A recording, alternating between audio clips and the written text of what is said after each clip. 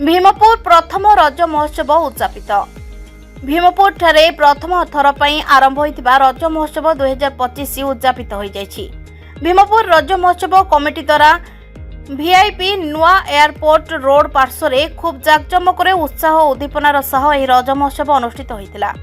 जून 14 तारिख आरंभ होई जून 17 तारिख पर्यंत चलिथिबा एही कार्यक्रम रे भुवनेश्वर सांसद श्रीमती अपराजिता षडंगी, मेयर श्रीमती सुलोचना दास, विधायक श्री अनंत नारायण जेना, श्री बाबू सिंह, पूर्वतन मंत्री तथा विधायक श्री अशोक चंद्र पंडा, सुरेश राउतराय, बीजेडी नेत्री श्रीमयी मिश्र, कॉर्पोरेटर श्री जोगेश सिंह, महामाया स्वाई, पुष्पा राउत, श्रीधर बेहेरा प्रमुख जोग देइथिले। एही अवसर में नृत्य, संगीत, नाटक, पुची, दौड़ी डिया, पिठा, रंगोली प्रस्तुति और म्यूजिक चेयर भली कार्यक्रम अनुष्ठित होइतिला।